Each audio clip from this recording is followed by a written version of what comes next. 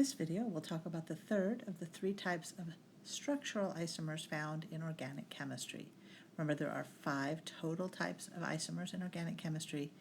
These ones are going to be your structural isomers, and we're going to look specifically at the functional isomers in this video.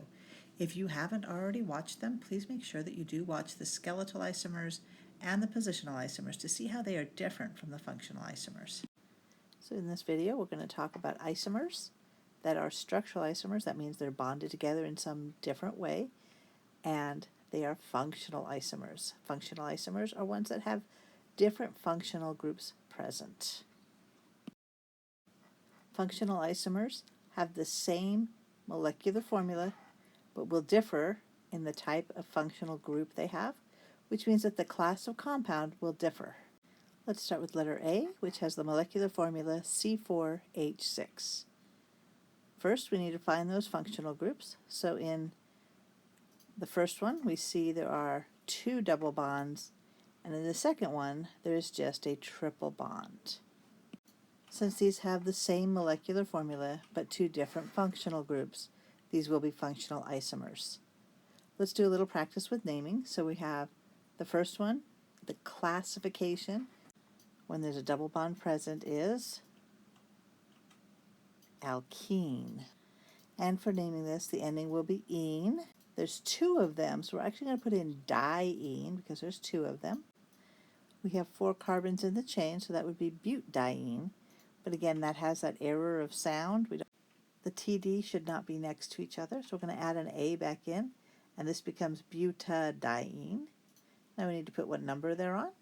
And so the first one is on number 1, and the second one's on 3, so we put 1, 3 dash butadiene.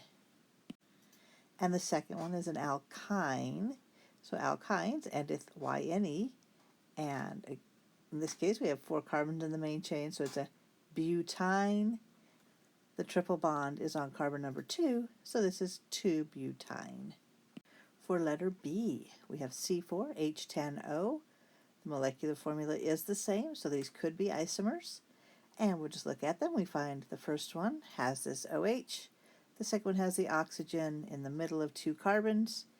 When we have a OH, that tells us which class of compound do we have. Hopefully you got alcohol. And for the second one, we see an R on both sides of the oxygen, no C double bond O's, and that one should be a ether. And so let's go ahead and name them for practice. If it's an alcohol, it ends with OL. We put an AN in front of it to say that all of the other bonds are single bonded. 4 carbons in the main chain, so it's a butanol. And then we're just going to say what number it's on, and this is going to be on number 2. We're going to have to count backwards to give the lowest number, so 2-butanol. And the other one is an ether, so we're going to have ether name could be the main chain. Whichever one's longer will be the main chain. In this case, they're both 2 carbons long, so it's going to be an ethane, and then the attached group is an oxy, so we're going to put oxy in front of that. And then the attachment that's on the oxygen is just 2 carbons long, so it's another eth, and so we end up with ethoxyethane. And then if we were to put the number in, we would have said it's on carbon number 1, but again, we don't put that number in because it's not required when there's only one place it can be, and it can only be on carbon 1 of the 2 carbon chain. But recall that we're looking to see that this is a functional isomer. One of them's an alcohol, the other one's an ether. You do not have to go through naming to discover that it's a functional isomer. Now let's look at letter C with the molecular formula C4H8O. We know that these 2 have the possibility of being isomers, and we're going to find out which kind. And the first thing we're going to do is look for those functional groups. Here we have a C double bond O, and over here we have a C double bond O. Seems like they could be the same. But the first one is on the very end, so that we have a hydrogen attached to the carbon that has a C double bond O. And that makes this one a aldehyde. And on the other one, number 2, we have 2 carbons on each side of the carbon double bond O. On that carbon, there's a carbon on both sides. That means that it is a ketone. So these are different functional classes. One's an aldehyde, one's a ketone, and that tells us that we have a functional isomerism. We'll do a little quick review for naming. The first one is an aldehyde, so it ends with Al. An goes in front of that so that we can show that all of the other bonds are single. Then we look at how long the chain is. It's got 4 carbons, so it's but-and-al. No number goes on this one because aldehydes are always at number 1. For the second one, we see it's a ketone. The ending is -one. We put an an in front of that to say that all of the other bonds are single bonded, so we have -anone. And then we look at how long the carbon chain is. There are 4 carbons in the carbon chain, so this is a but-anone. And if we were to put a number on it, it would be on number 2. But in this case, we are not supposed to put the number, because if we put it on number 1, it would be an aldehyde. If we put it on one of the 2 in the middle, both of those are 2-butanone, and then again if I put it on the end, that's like the first one, and it becomes an aldehyde again.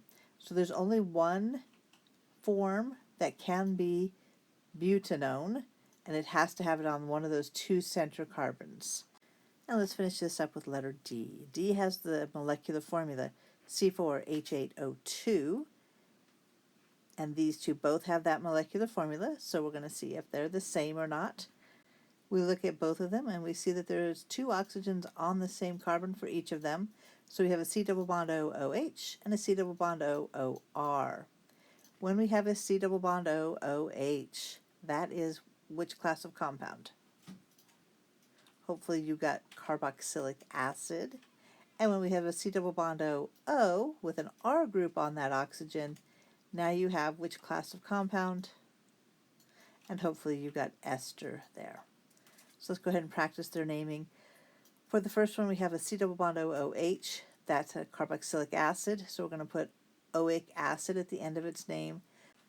We put the AN in front of that, and then we look at to see how long the main chain is. There are 4 carbons in the main chain, so this is butanoic acid, and you should not be putting a number in here because the acids do not get numbers. And our last one, we have a C double bond O OR, and hopefully you were able to classify that as a ester. For the esters, for naming, it ends with O8, and then in front of that we're going to put AN because we know that everything else is single bonded in the chain. So we have an anoate, and now in front of that we're going to put how many carbons are in the main chain. This one isn't a great example, but to remind you, the one that's going to be the main chain, whether it's shorter or longer, is irrelevant. It only matters that the one that is the one with the C double bond O, that carbon must be part of the main chain. So we know that in this case we have 2 carbons, that's an ethanoate, and then we have the attached group, which is also an ethyl group, so we have ethyl ethanoate.